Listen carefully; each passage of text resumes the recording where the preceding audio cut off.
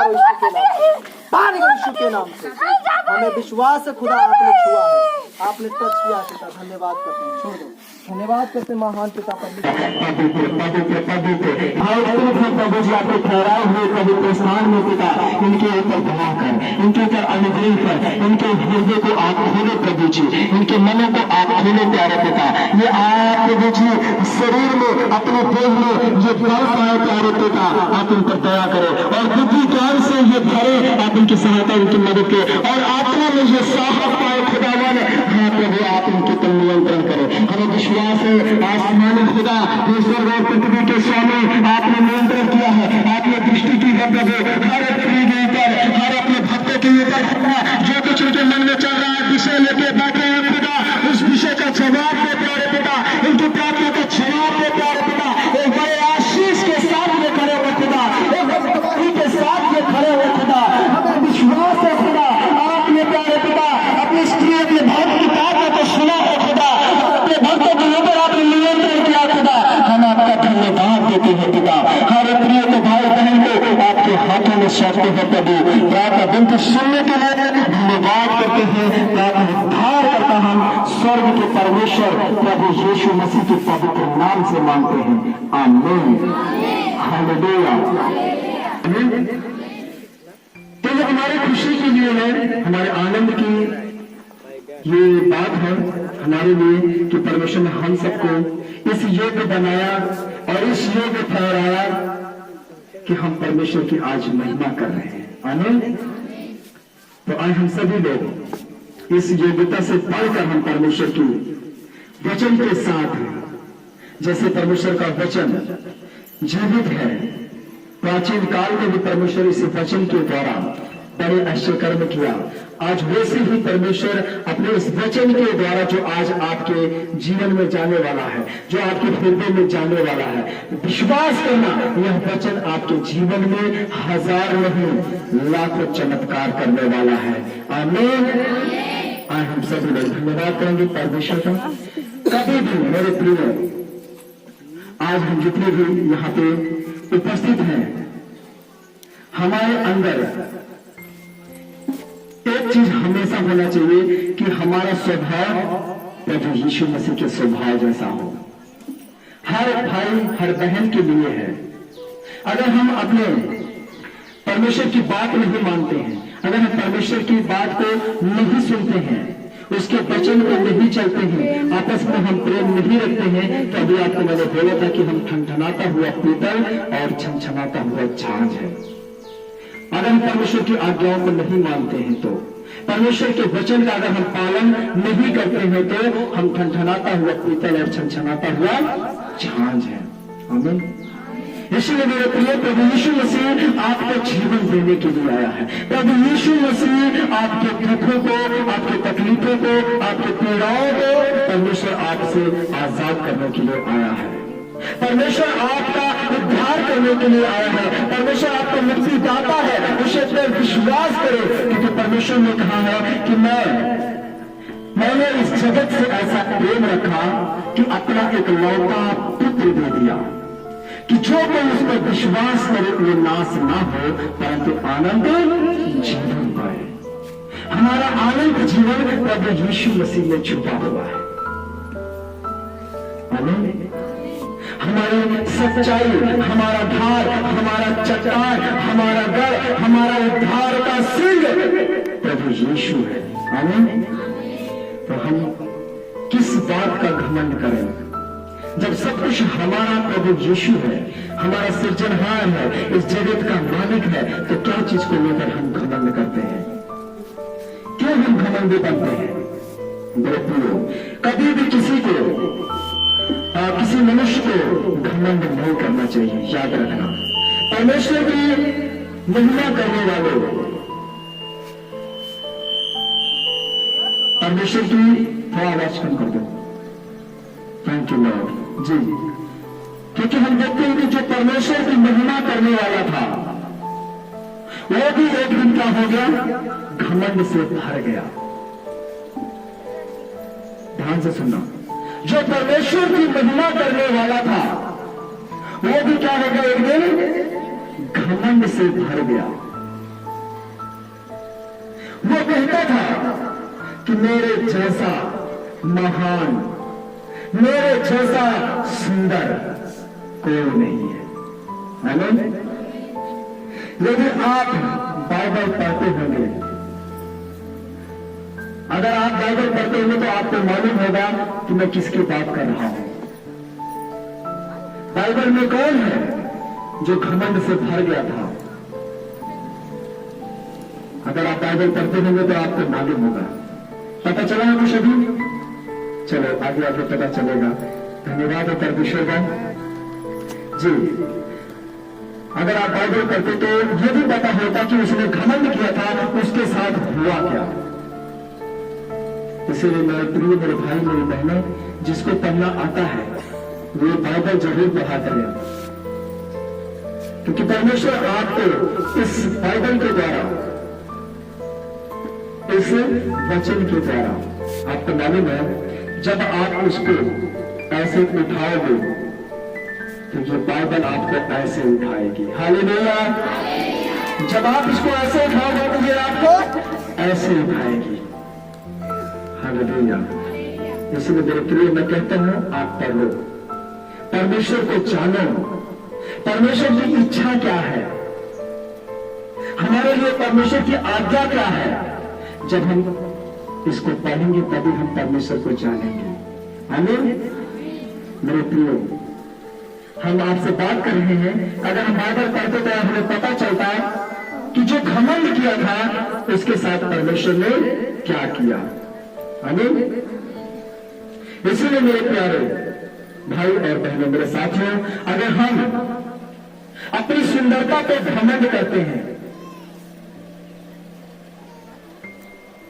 अगर आज हम अपने बुद्धि पे घमंड करते हैं, अगर हम आज अपने आप को महान बताते हैं, अगर हम अपने आप को सर्वश्रेष्ठ बताते हैं, अगर आप घमंड करते हैं तो देख लेना जो बाइबल में लिखा है उसके साथ होगा वही आपके साथ भी होगा।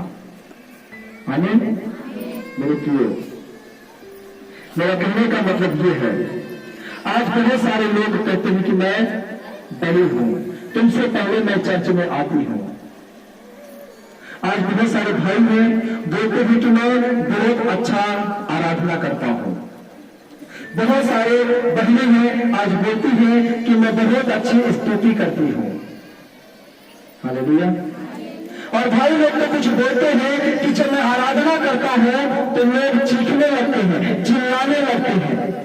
बहनें बोलती हैं कि जब मैं आराधना करती हूं तो बहुत सारे के रूह जो है रोज लोग खड़े हो जाते हैं। हालेलुया। अपने आप को क्या करते हैं? वो महान बताते हैं।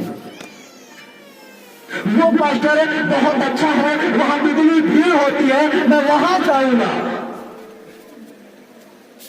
आप पास्टर की तारीफ करते हैं, किस चीज का आप घमंड करते हैं? मुझे बहुत अच्छा ढोल बजाना आता है। आप क्या चीज के लिए इसलिए घमंड करते हैं? आप अपने आप को इसलिए महान बताते हैं। आप बाइबल नहीं पढ़ते हैं, इसलिए आप ये काम कर रहे हैं। हालेलुया।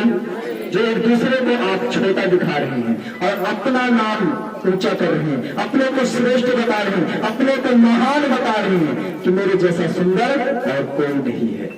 हालेलुया। याद रखना मेरे प्रियो, तुम्हारे घमंड को निकालकर परमेश्वर उठाकर फेंक देगा,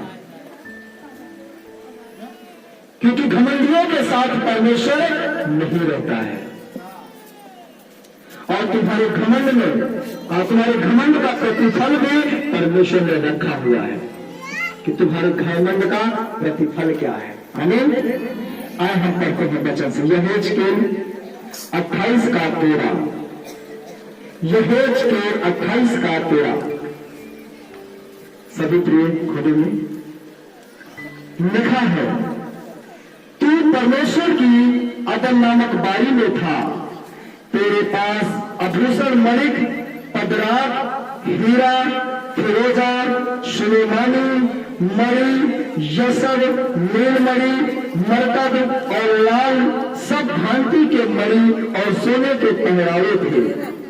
तेरे डफ और बांसुरियां तुझी में बनाई गई थी। जिस दिन तू सिरजा गया था उस दिन वे भी तैयार की गई थी। हालेलुया। तो परमेश्वर किसके विषय में बात कर रहा है? आप समझ आया? लूसीफर के विषय में। परमेश्वर लूसीफर के विषय में क्या कर रहा है? बात कर रहा है। इतना सब कुछ से परमेश्वर ने उसको भरा था, उसको श्रेष्ठ बनाया था, उसको महान बनाया था, उसको सौंदर्य बनाया था। उसके जैसा स्वर्ग में और कोई नहीं था। लूसीफर जैसा कोई दिखता नहीं था स्वर्ग में। इतना परमेश्वर ने उसे खूबसूरत बनाया था। आमीन। परमेश्वर ने लूसीफर को बहुत सुंदर बनाया था और उसके अंदर परमेश्वर ने बेशकीमती यंत्र भी रखे थे लूसीफर के अंदर। परंतु लूसीफर को अपने अंदर घमंड आ गया। परमेश्वर ने लूसीफर के अंदर बेशकीमती यंत्र रखे थे। इस बात को लेकर लूसीफर के अंदर क्या आ गया? घमंड आ गया। आमीन। लूसीफर परमेश्वर की महिमा करता था, परंतु अब लूसीफर चाहता था कि जो स्वर्गदूत है अब वो मेरी महिमा करे। घमंड से वो भर गया। लूसीफर परमेश्वर की महिमा करता था, लेकिन अब वो क्या कहता है? अब वो क्या चाहता है कि जो और स्वर्गदूत है वो परमेश्वर की महिमा नहीं परंतु वो मेरी महिमा करे। हमें वो किससे भर गया? घमंड से भर गया कि मैं सबसे सुंदर हूं, मेरे पास किसी वस्तु की कमी नहीं है,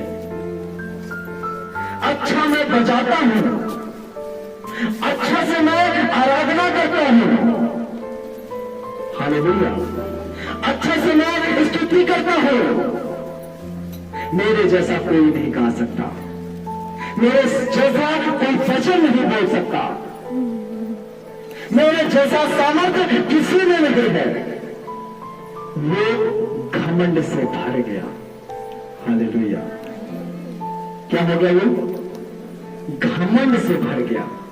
मेरे प्रियो, लूसीफर परमेश्वर की महिमा करता था क्योंकि परमेश्वर ने उसको इसीलिए बनाया था कि सिर्फ मेरी महिमा करे।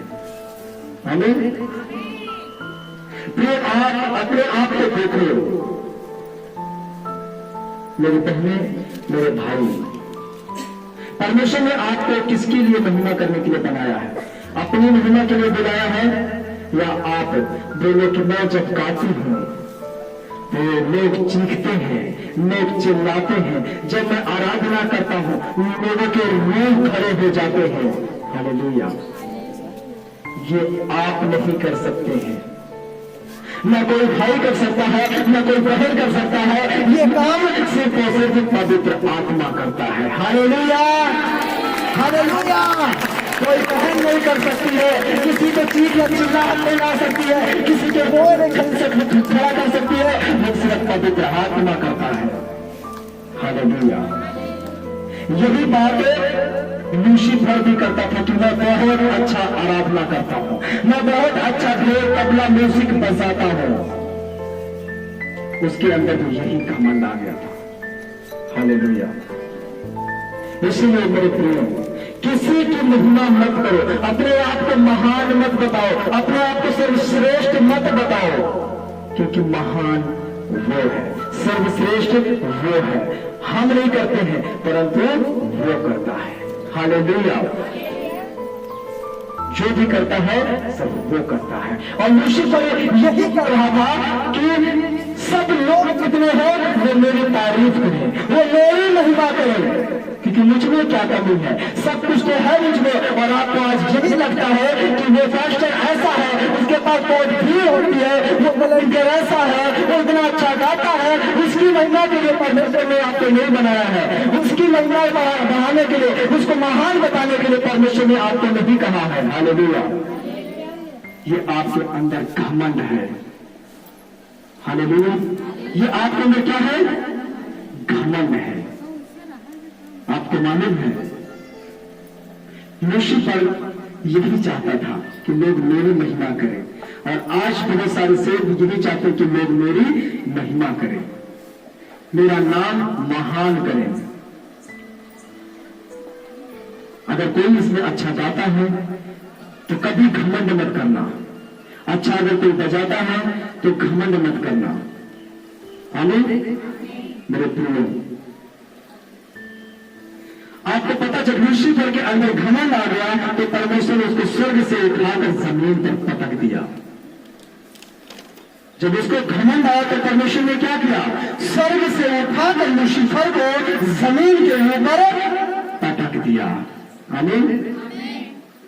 आज वही लूसीफर जमीन पर काम कर रहा है।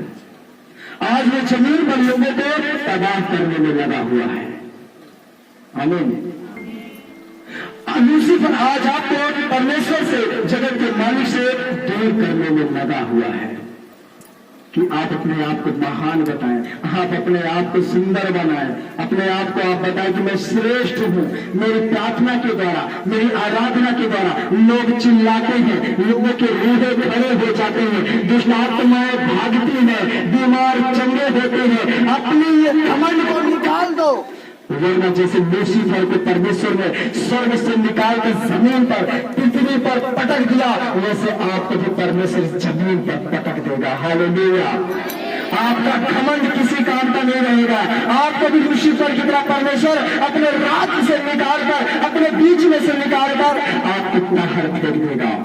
आमीन। आप समझ रहे हैं? समझ में आ रहा आपको? इसलिए मेरे प्रिय, मेरे भाई, मेरी बहन, अपने अंदर घमंड मत लेके आओ। आमीन। यहेज के 28 का हम 17 पढ़ेंगे। यहेज के 28 का 17 लिखा है, सुंदरता के कारण तेरा मन फूल उठा और वैभव के कारण तेरी बुद्धि बिगड़ गई थी। मैंने तुझे भूमि पर पटक दिया और राजाओं के सामने तुझे रखा कि वे तुझको देखें। हालेलुया। परमेश्वर क्या कहता है? सुंदरता के कारण तेरा मन फूल गया था और वैभव के कारण तेरी बुद्धि क्या हो गई थी? बिगड़ गई थी कि तू अपने परमेश्वर को छोड़ कहता है अपने बेटे से कि तू हमारी महिमा करो, हमें महान कहो, क्योंकि मैं सुंदर हूं, मैं पूरे वैभव से भरा हुआ हूं। मेरी महिमा करो, मेरी स्तुति करो, मेरी आराधना करो, मेरी प्रार्थना करो। और परमेश्वर कहता है बहुत से वैभव होने के कारण तेरी बुद्धि क्या हो गई है? बिगड़ गई है। आप देखो कहीं ऐसा ना हो कि परमेश्वर ने आपको आराधना करने का सौभाग्य प्राप्त किया है, आपको परमेश्वर से समाचार सुनाने का सौभाग्य प्राप्त किया है, आपको म्यूजिक, आपको ढोल बजाने का परमेश्वर ने सौभाग्य प्राप्त किया है, तो कहीं आपका भी मन कहीं फूल तो नहीं गया है कि मेरे बगैर इस चर्च में, इस कलीसिया में आगे काम होगा ही नहीं। हालेलुया। जिसको जाना है परमेश्वर कहता है जाए, एक जाएगा तो 10 वापस आएगा। हालेलुया। तुम्हारे मन अगर फूल गया है तो खुदा तुम्हें निकाल कर खुद में खुद फेंक देगा। आमीन। तुम्हारे जाने से परमेश्वर का काम नहीं रुकेगा। हालेलुया। मेरे प्रिय, कहीं आपके अंदर कोई घमंड तो नहीं है। आज बहुत से आराधक कहते हैं कि जब मैंने आराधना किया है तो बहुत लोग आज चीखे और बहुत चिल्लाए। ये इस बात को अपने अंदर से निकाल लो, क्योंकि परमेश्वर जानता है कि तुम्हारा मन क्या हो रहा है? भूल गया है।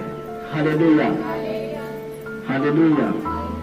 मेरे प्यारे भाई बहनों, ये सब हम नहीं कर सकते, हम मनुष्य के हाथ में ये सब नहीं है। ये सब कुछ पवित्र आत्मा करता है। ये सारे कार्य पवित्र आत्मा के द्वारा होते हैं। आमीन। यही कहने लगा था लूसीफर भी कि मैं सर्वश्रेष्ठ हूं। लूसीफर भी यही कहने लगा था कि मैं सर्वश्रेष्ठ हूं, मेरे तुल्य कोई नहीं है, मेरे जैसा कोई नहीं है। अपने आप को सर्वश्रेष्ठ समझने लगा था। हालेलुया।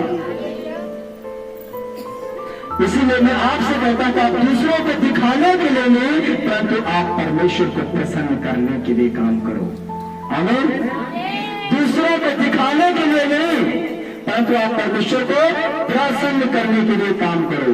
परमेश्वर को प्रसन्न करने के लिए आप आराधना करो। परमेश्वर को प्रसन्न करने के लिए, आनंदित करने के लिए आप स्तुति गीत गाओ। हालेलुया।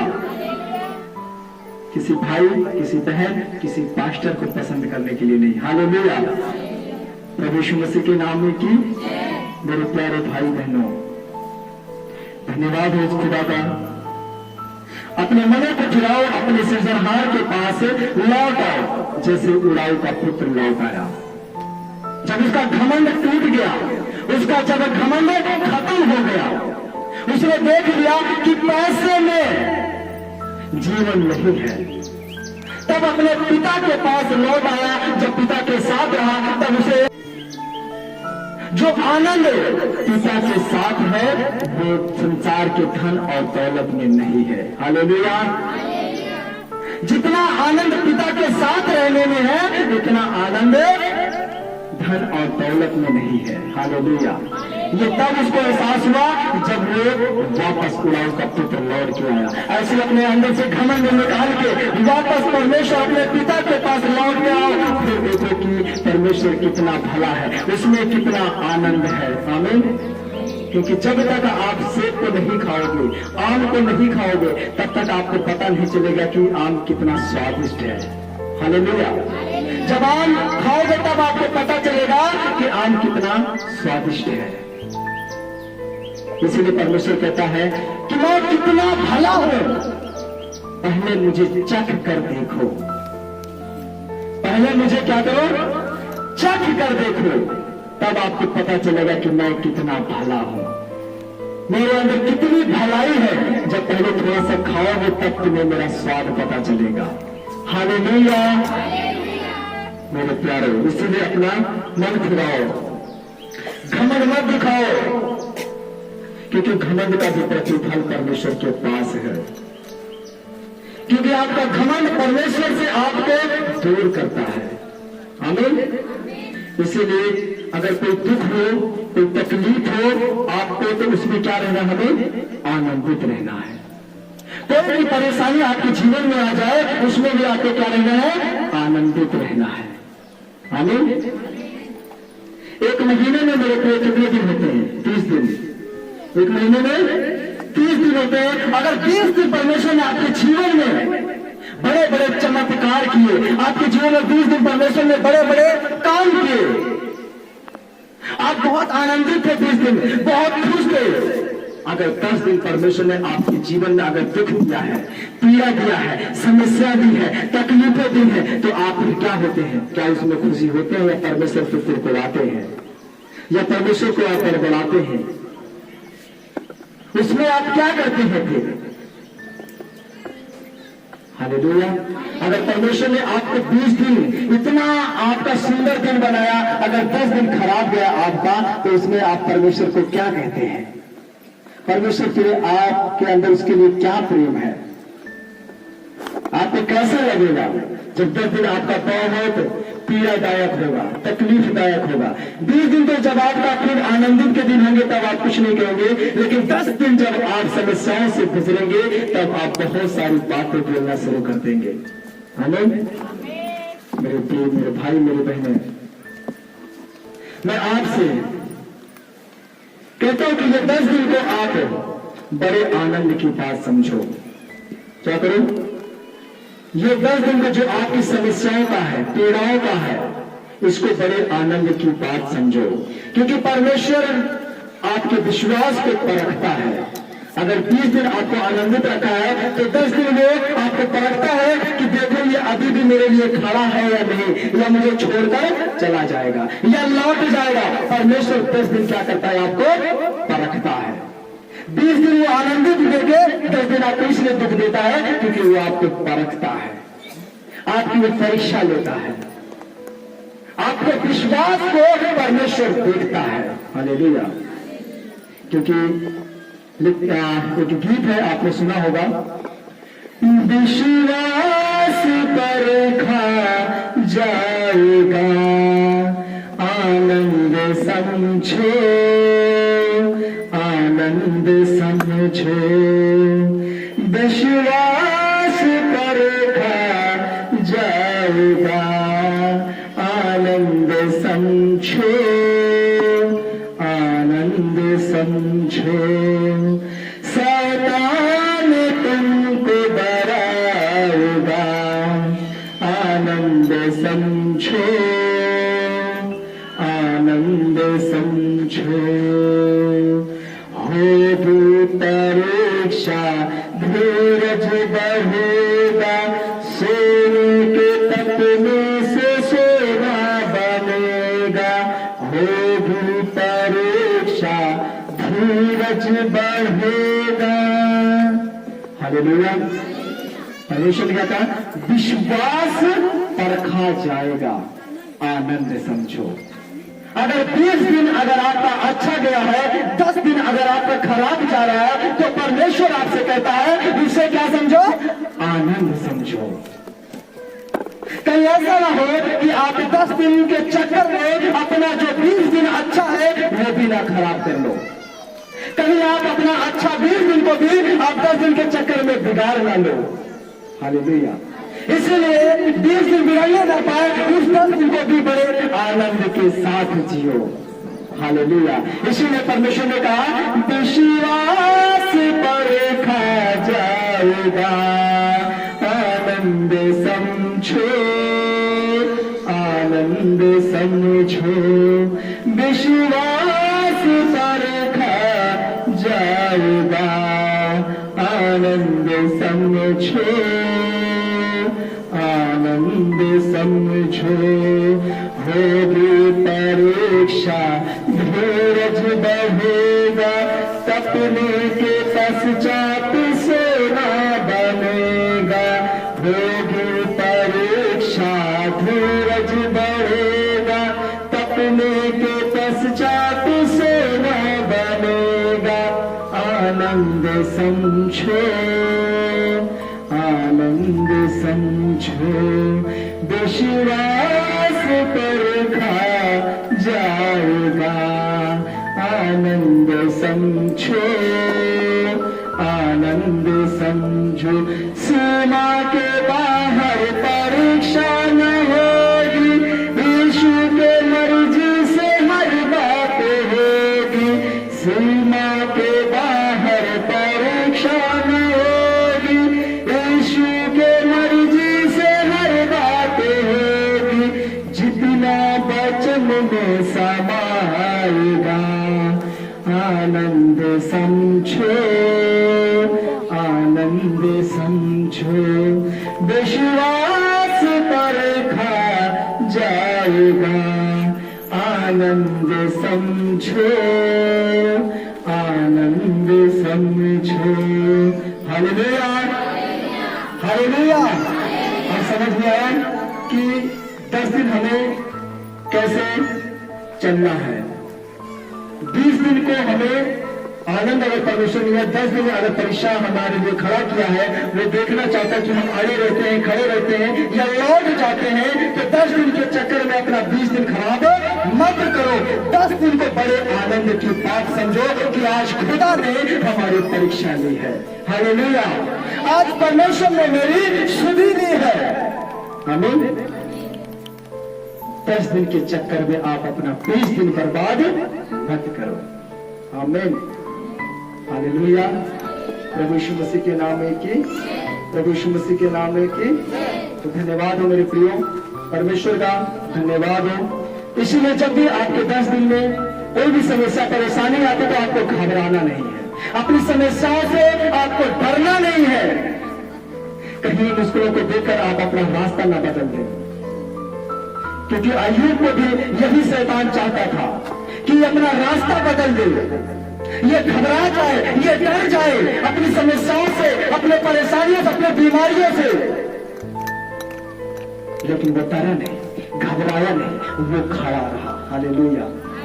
आज परमेश्वर यही हमसे भी चाहता है कि उन 10 दिन भरे पीड़ाओं में भी हमें बड़े आनंद के साथ रहना है, परमेश्वर की महिमा करना है, अय्यूब की तरह हमें भी खड़े रहना है। हालेलुया। तुम्हारा विश्वास परखा जाएगा, लेकिन उसको आनंद समझो। उसे क्या समझो? आनंद समझो। हालेलुया। आए हम पढ़ेंगे प्रकाशित वाक्य 2:10। प्रकाशित वाक्य 2:10 लिखा है, जो दुख तुझको झेलने होंगे उनसे मत डर, क्योंकि देखो शैतान तुम में से कुछ को जेल खाने में डालने पर है, ताकि तुम परखे जाओ, और तुम्हें 10 दिन तक क्लेश उठाना होगा। प्राण देने तक विश्वासी रहे तो मैं तुझे जीवन का मुकुट दूंगा। आमीन। परमेश्वर क्या कहता है कि शैतान आज तुम्हें जेल में, बंदी गृह में डालने के लिए वो तैयार है, योजना बना रहा है। लेकिन खुदा ने क्या कहा? अगर तू 10 दिन तक विश्वासी रहे, अगर 10 दिन तक तू अपने दुख को, अपने पीड़ा को, अपने तकलीफ को अगर आनंद समझे, तो परमेश्वर कहता है मैं तुझे जीवन का मुकुट दूंगा। हालेलुया। मैं तुझे जीवन का मुकुट दूंगा। खुदा ने कहा अगर 10 दिन तू अगर खड़ा रहा, अड़ा रहा, अगर विश्वास पे तू बना रहा, तो मैं तुझे जीवन का मुकुट दूंगा। हालेलुया। सिर्फ 10 दिन की बात है, क्योंकि मैं फिर से पढ़ रहा हूं, आप लोग ध्यान से सुनिए इस वचन को। प्रकाशित वाक्य 2:10, जो दुख तुझको झेलने होंगे उनसे मत डर, क्योंकि देखो शैतान तुम में से कुछ को जेल खाने में डालने पर है, ताकि तुम परखे जाओ, और तुम्हें 10 दिन तक क्लेश उठाना होगा। प्राण देने तक विश्वासी रहे तो मैं तुझे जीवन का मुकुट दूंगा। आमीन। कितना दिन परमेश्वर ने कहा कि विश्वासी रहे? 10 दिन तक। 20 दिन तक परमेश्वर कहता है कि मैं तुझे आनंद ही आनंद दूंगा, खुशी ही खुशी दूंगा, लेकिन 10 दिन तेरे परीक्षा के दिन होंगे। 10 दिन तेरे विश्वास को परखा जाएगा। अगर तू, परमेश्वर कहता है तो अगर खड़ा रहा तो मैं तुझे जीवन का मुकुट दूंगा। आमीन। मेरे प्यारे, मेरे भाई, मेरी बहनों, अगर आपके 1 महीने के जीवन में 10 दिन का दुख आ जाता है तो आप अपने 20 दिन को बेकार मत करो। समझ रहे हैं आप? 10 दिन के चक्कर में हमें 20 दिन अपना बेकार नहीं करना है, क्योंकि परमेश्वर आपको मुकुट देने पर है। सुख और दुख तो हमेशा आता जाता रहेगा। आमीन। उनसे आपको बिल्कुल नहीं डरना है। ये मैं नहीं, परंतु परमेश्वर का वचन कहता है डरो मत, परंतु प्रभु यीशु मसीह पर विश्वास करो, आपके साथ साथ भला ही होगा। आपके साथ साथ भला होगा, तो सिर्फ विश्वास कर, तेरे वो 10 दिन भी नहीं आएंगे। आमीन। वो आपको जीवन को मुकुट और आपको स्वर्ग का राज्य भी देगा। तो विश्वास में बना रहे। परमेश्वर कहता मैं तुझे जीवन का मुकुट भी दूंगा और स्वर्ग का राज्य भी मैं तुझे दूंगा। तो विश्वास में क्या है? बने रहे। हालेलुया। मेरे प्रियो, इसलिए दुख में भी आनंदित रहो। 10 दिन के चक्कर में अपना 20 दिन बर्बाद मत करो। ऐसे हम बाइबल में देखते हैं, दुख से ऐसे कितने लोगों ने बहुत लंबा समय परमेश्वर के विश्वास में बने रहे हैं। एक स्त्री आती है अपनी बेटी को लेकर और बोलती है, देखती है, जब प्रभु यीशु मसीह गलील से गरसेनियों के गांव में आया, नगर में आया, अपनी बेटी को लेकर एक मां आती है और जोर जोर से देखती है। जब यीशु मसीह को जा रहा है तो जोर जोर से क्या करती है? वो मां चिल्लाती है। प्रभु यीशु मसीह को देखकर क्या करती है? चिल्लाती है। 15 का मत्ती 15 का आप 1 से पढ़ेंगे, 21 से पढ़ेंगे तो आपको मिलेगा। मत्ती 15 का 21 से आप पढ़ेंगे तो मिलेगा। कनानी जाति की स्त्री जब प्रभु यीशु मसीह को वो देखती है और जोर से चिल्लाती है, क्या कहती है? हे दाऊद के संतान, हे प्रभु मुझ पर दया कर। मेरी बेटी को दुष्ट आत्मा ने जकड़ा है, उसको मरोड़ रहा है, उसको पटक रहा है। मेरी बेटी को बचा ले हे प्रभु, हे दाऊद के संतान, मुझ पर दया कर, मुझ पर दया कर। ओ प्रभु यीशु मसीह को जोर जोर से पुकारती है, प्रभु यीशु मसीह को जोर जोर से पुकारती है। प्रभु यीशु मसीह अनदेखा करता है और चला जाता है, चला जाता है, लेकिन वो स्त्री वहां पर रुकती नहीं है, वो पीछे पीछे बोलते हैं। प्रभु यीशु को बोलती है, हे प्रभु रुक जा, हे दाऊद की संतान, मुझ पर दया कर, मुझ पर रहम कर। मेरी बेटी को दुष्ट आत्मा ने जकड़ा है, उसको पटक रहा है, उसको तोड़ रहा है, उसको मरोड़ रहा है। मेरी बेटी पे दया कर, मेरी बेटी पे दया कर। वो स्त्री रुकती नहीं है। तब देखता है प्रभु ये रुक नहीं है। चेले कहते हैं प्रभु यीशु मसीह के पास आकर, चेले कहते हैं प्रभु उस स्त्री को रोक, उसे विदा कर, वरना वो पीछे पीछे आ रही है। Hallelujah, hallelujah. वो चेले बोलते प्रभु इस स्त्री से बात कर ले, ये रुकेगी नहीं है, तो ये पीछे पीछे आ रही है। और स्त्री रुकती नहीं है। बहुत कहने पर भी वो सुनाते हैं, लेकिन ये क्या कहती है, हे प्रभु मुझ पर दया कर, हे दाऊद की संतान मुझ पर दया कर। Hallelujah, hallelujah. हमें भी इस कनानी स्त्री की तरह रुकने वाला नहीं बनना है, प्रभु यीशु मसीह के पीछे चलने वाला बनना है। जैसे वो चिल्ला चिल्ला के प्रभु को पुकारती है, आज हमें भी प्रभु यीशु मसीह को वैसे ही पुकारना है। हालेलुया। प्रभु यीशु मसीह रुकता है, उसके पास आता है, पूछता है मैं तेरे लिए क्या करूं, तू क्या चाहती है? बोलती है हे प्रभु, हे दाऊद की संतान, मेरी बेटी को दुष्ट आत्मा ने जकड़ा है, इसको तोड़ रहा है, इसको मरोड़ रहा है, इसके मुंह से झाग आता है, इसको बेहोश कर देता है। तू मेरी मदद कर, तू मुझ पर दया कर, तू मुझ पर अनुग्रह कर, मेरी बेटी को बचा ले, मेरी बेटी को बचा ले। वो माँ इतना जोर जोर से प्रभु को पुकारती है, प्रभु के प्रभु यीशु पे वो पीछे से हटती नहीं है। वो कहती मेरी बेटी को बचा ले। प्रभु ने क्या बोला, देखा कि ये नीची जाति से है और ये छोटी जाति में आई है, ये आदर और वो सम्मान नहीं दे सकती है, अपने मतलब के लिए आई है, ये मतलबी औरत है। प्रभु ने बोला कि मैं अपने बच्चों की रोटी लेकर कुत्तों के आगे डालना ठीक नहीं है। बच्चों की रोटी लेकर कुत्तों को आगे डालना ठीक नहीं है। परमेश्वर ने उसके यहाँ तक कुत्ता तक बना दिया उस स्त्री को, जो इतनी ऊंची जाति से आई थी। और वो स्त्री कहती है हाँ तो प्रभु ठीक है, तू कहता है तो ठीक है, लेकिन कुत्ते भी मेज से चूड़ा चारा जो गिरता है उसको चाटते हैं। मुझे रोटी नहीं, मुझे वो चूड़ा चारा ही चाट लेने दे। मेरा विश्वास है मेरे बेटी चंगी हो जाएगी। Hallelujah, hallelujah.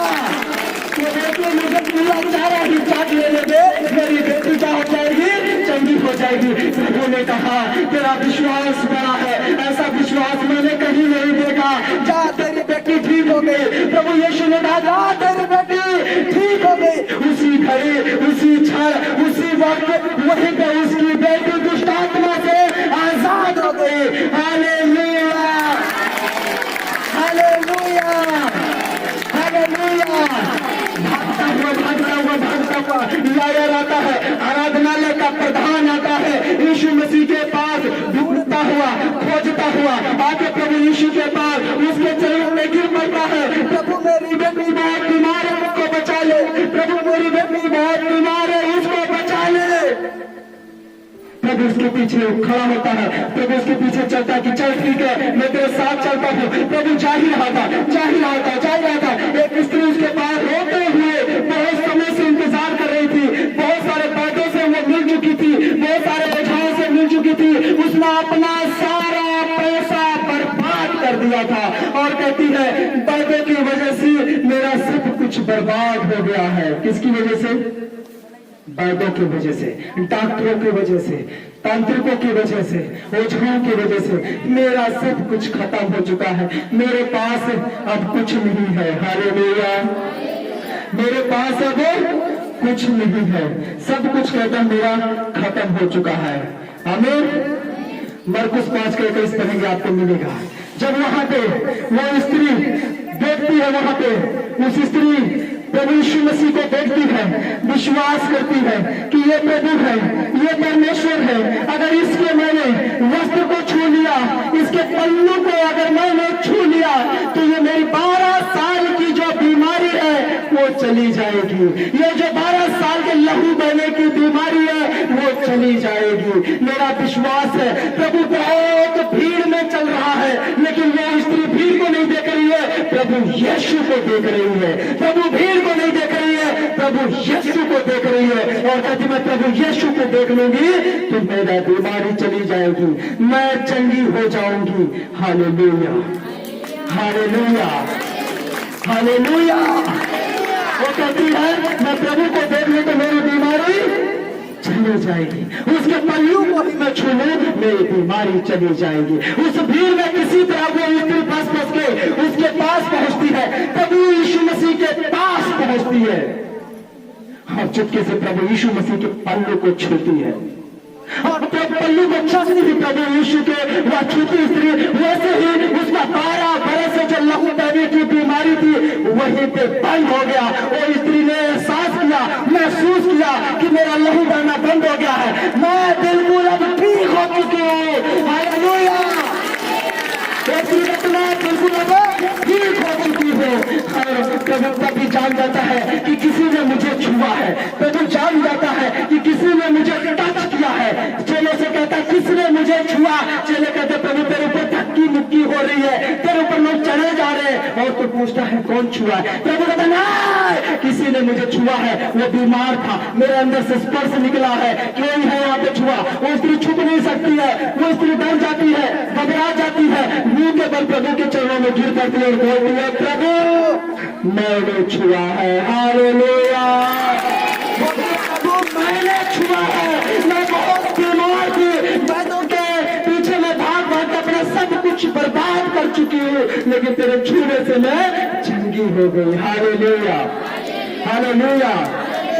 प्रभु बोला कि है बेटी तेरे विश्वास ने तुझे ठीक किया है, जा चली जा, लेकिन अब तू गलत काम मत करना। हालेलुया।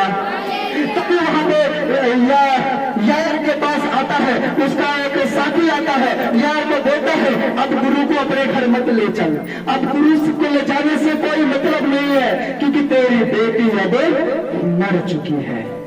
हालेलुया। यायर उसके साथ है प्रभु के, अपने घर लेके जा रहा है प्रभु को, लेकिन यहाँ पे हम देखते हैं सेवक आता है यायर का और वो बोलता है अब गुरु को घर ले जाने का कोई मतलब नहीं है क्योंकि तेरी बेटी अब जिंदा नहीं है, वो मर गई है। यायर को कहता है और ये बात प्रभु यीशु मसीह सुनता है, इस बात को प्रभु यीशु मसीह सुनता है। यायर प्रभु को देख रहा है, यायर प्रभु को देख रहा है, यायर प्रभु को देख रहा है। प्रभु यीशु ने कहा यायर खड़े रहे, यायर तू खड़े रहे, विश्वास कर, तू विश्वास कर, तेरी बेटी फिर जिंदा होगी। Hallelujah, hallelujah. तू विश्वास कर।